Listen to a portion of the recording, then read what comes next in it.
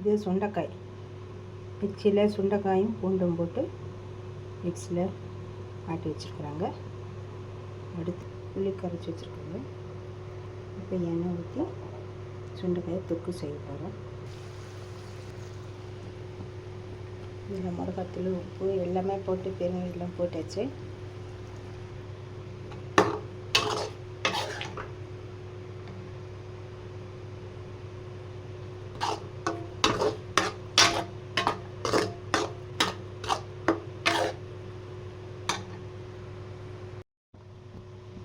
லாஸ்ட்டில் வெந்தயம், கடுகு சேர்த்து தூள் பண்ணிக்கிறதுங்க.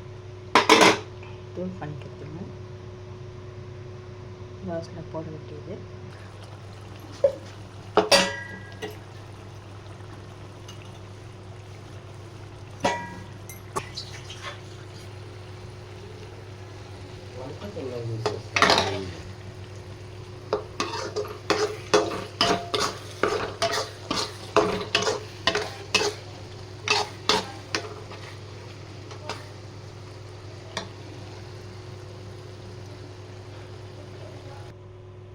இந்த வீடியோ உங்களுக்கு பிடிச்சிருந்தால் லைக் பண்ணுங்கள், ஷேர் பண்ணுங்கள், கமெண்ட் பண்ணுங்கள். வணக்கம்.